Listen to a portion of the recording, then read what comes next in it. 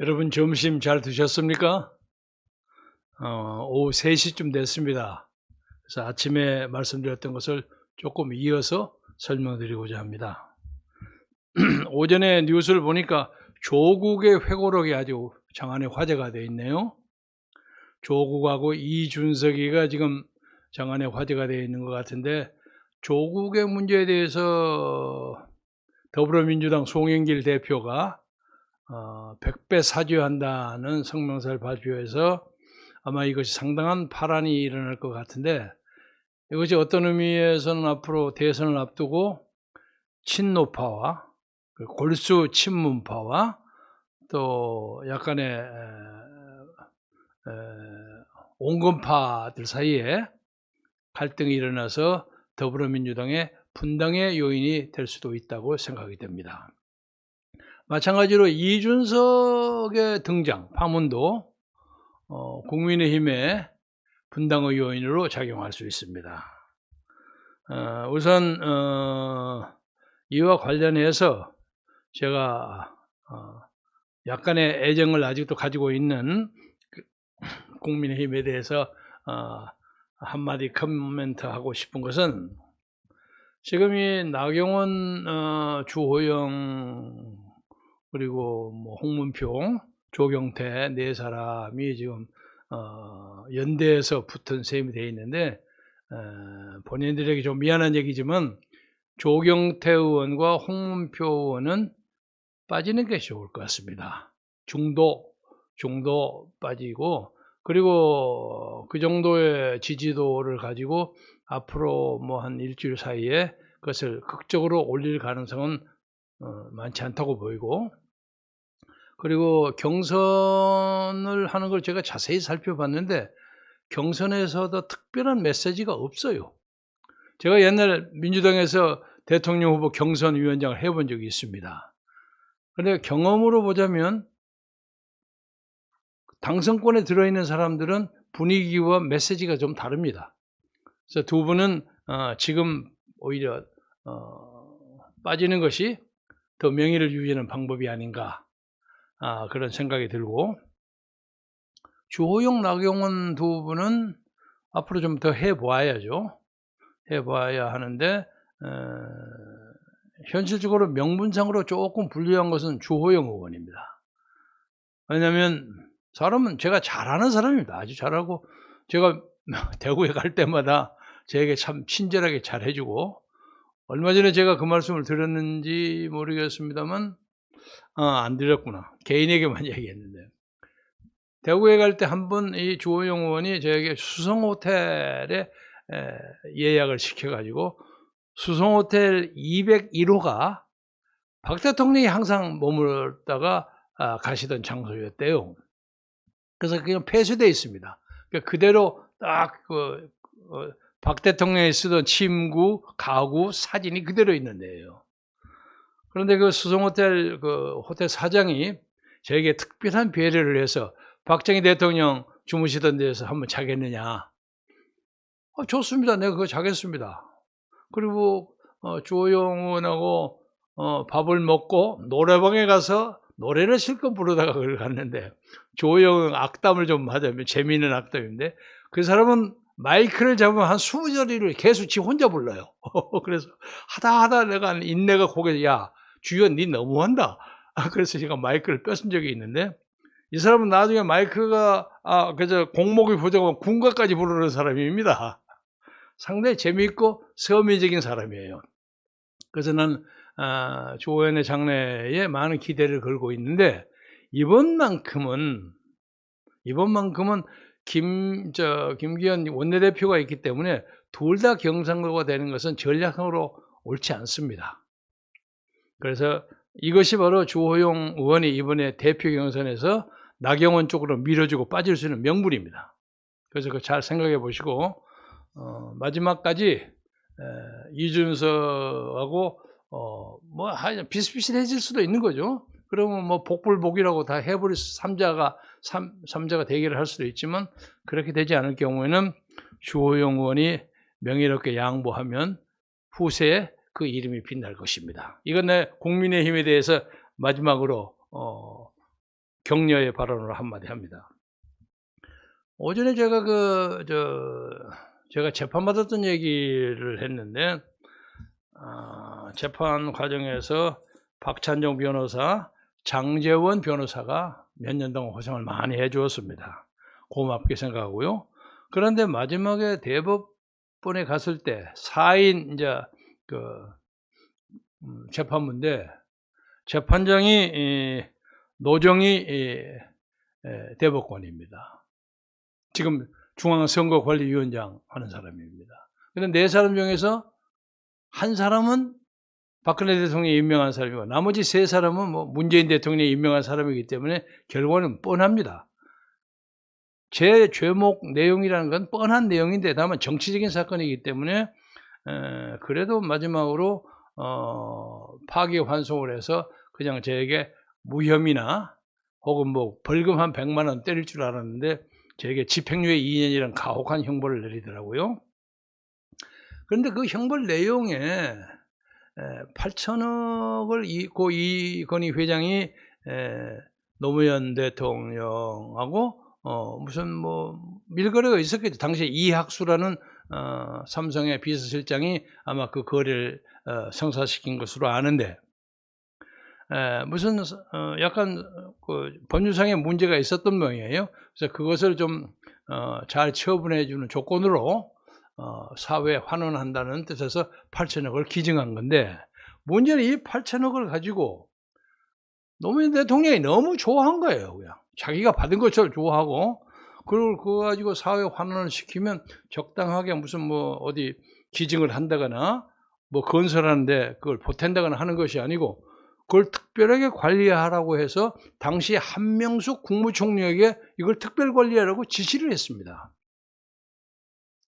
그런데 원래 한명숙 국무총리 이전에 당시에 이해찬 국무총리가 있었는데, 이해찬 의원이 좀 재수가 없어서, 근데 그래서 마침 그때 뭐 3.1절인가 뭔가 돼가지고 골프 치는 사건이 벌어져가지고 그냥 허무하게 그냥 총리직을 물러나게 됐습니다. 그래서 이제 후임이 한명수 의원이 총리가 됐는데, 제가 당시에 그 이해찬의 형님이 되는 이혜진인가 하는 분이 삼성에 있었답니다.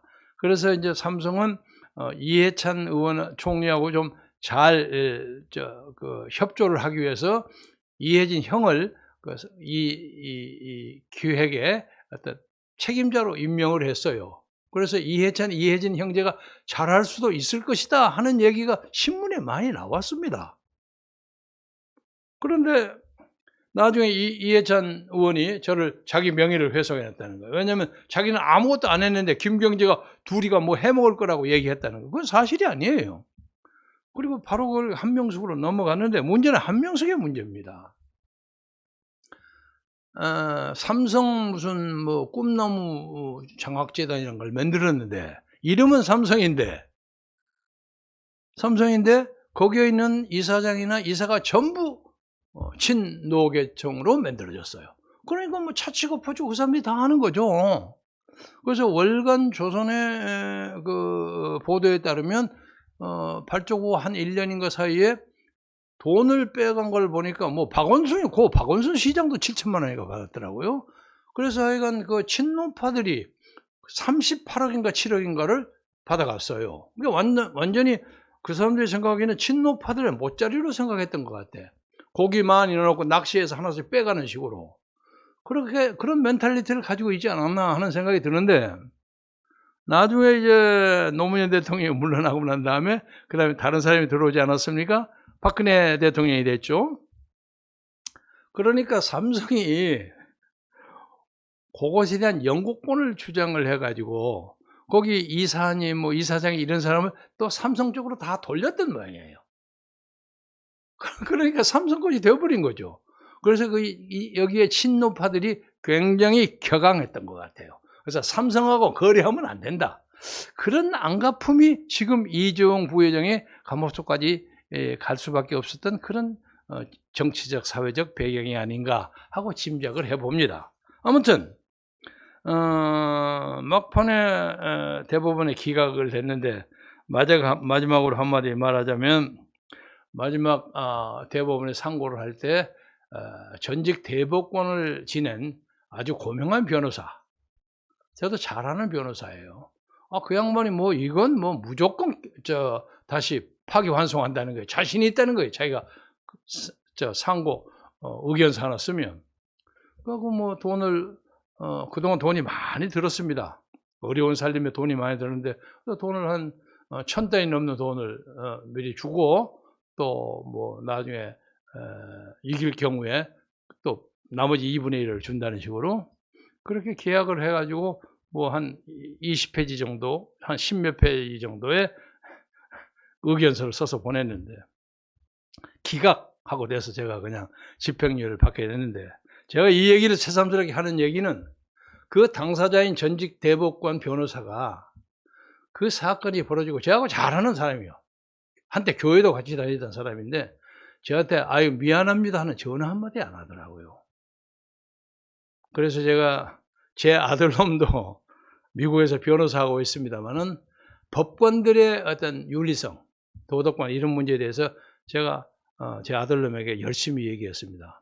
사건을 담당하고 끝날 때 반드시 의뢰인들에게 따뜻한 위로의 말과 격려의 말을 잃지 않으면 안 된다 하는 것을 한 적이 있습니다.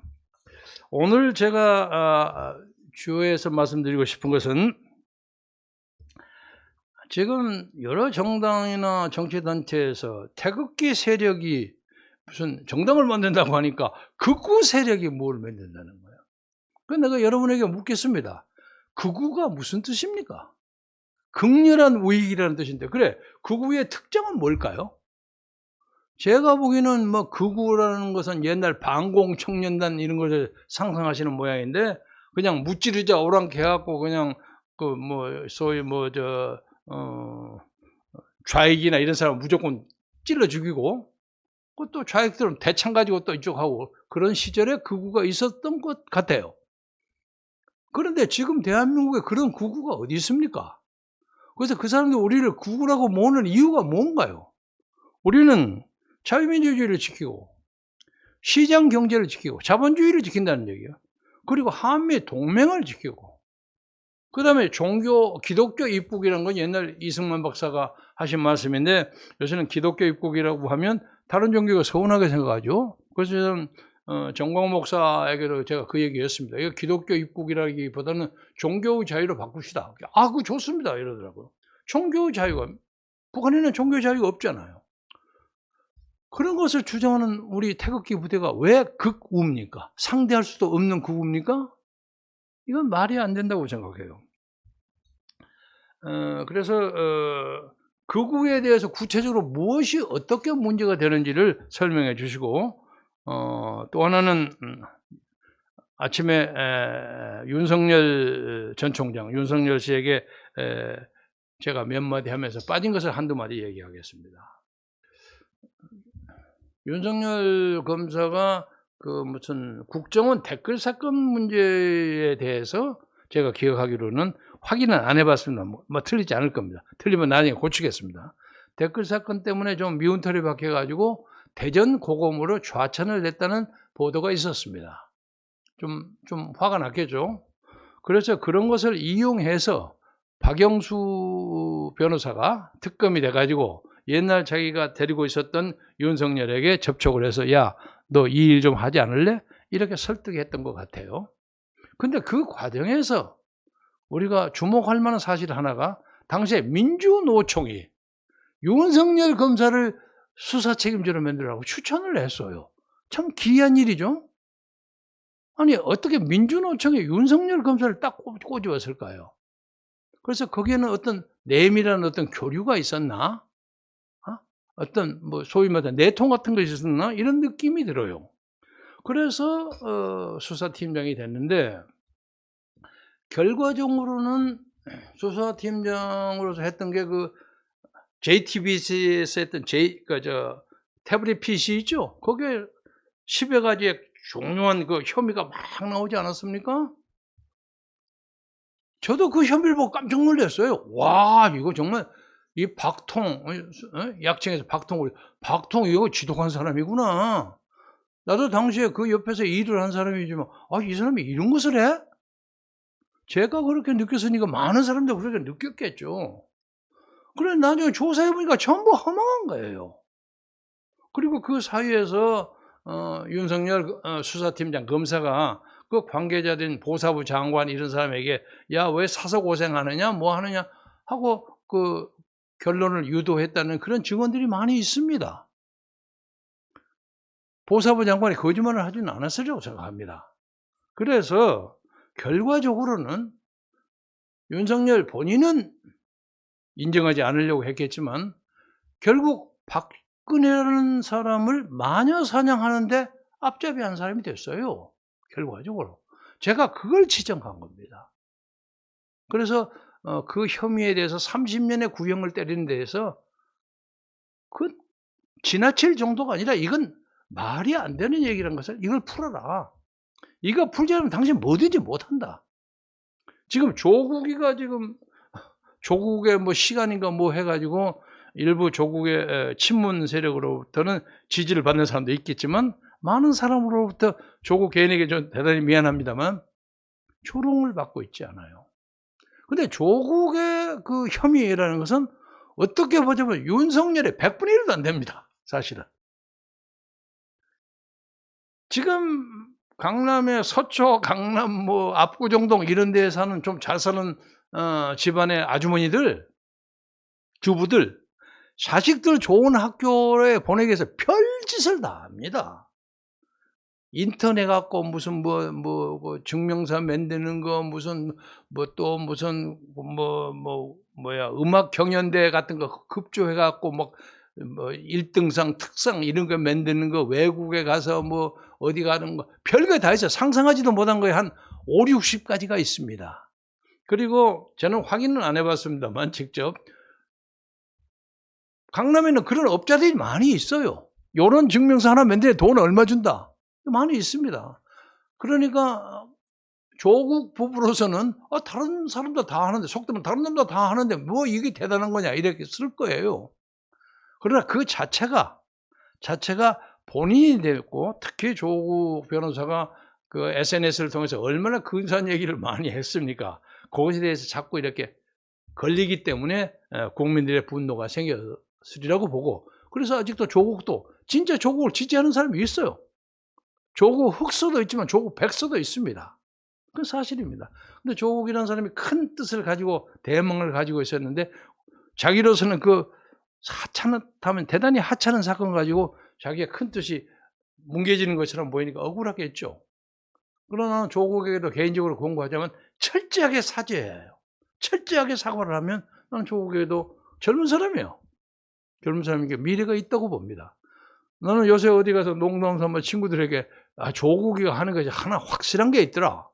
뭐냐 그러니까 뭐 재판정에 들락거리면서 걷는 걸음 하나만큼 씩씩하고 아주 솔직하고 말을 잘하더라. 그랬더니 그 사람이 나이가 젊지 않냐. 지금 50몇 살 먹은 사람이니까 철저하게 자기를 반성하고 쓰라린 반성을 국민에게 보이면 조국에도 인간적으로서 정치적으로 회생할 가능성이 있다고 봅니다. 마찬가지로 동일한 논리 영역에서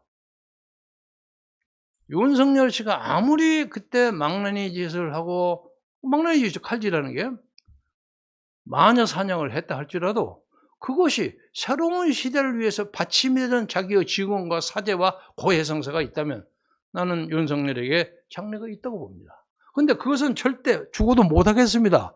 이렇게 나오면 어떻게 그 사람을 좋게 볼 수 있습니까? 그래서 이 문제에 대해서 이 나라에 인물이 너무 없어요. 인물이 너무 없어.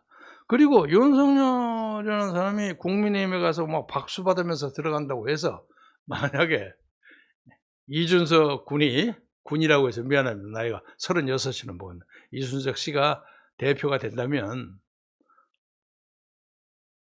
이준석은 아무래도 당연히 유승민에게 관심이 갈 거 아닙니까? 미확인 정보입니다만 가로세로 연구소에서 그거 했다든가 하버드 들어갈 때 그 추천서를 유승민 씨가 써줬다는 얘기도 들었습니다. 그러니까 그 관계가 상당히 끈끈하다고. 그러니까 무시하지 못할 거예요. 그래서 윤석열은 거기 가서 적당하게 원 오브 댐이 돼가 적당하게 경선해가 적당히 져버릴 수도 있는 겁니다. 그리고 거기에 맹호 출리모 자수로 들어갔다고 할지라도 거기에 원래 그 호랑이들이 많이 있어요. 지금 웅크리고 있죠. 최근에 들어간 홍준표도 있고 안철수 만만치 않은 사람입니다.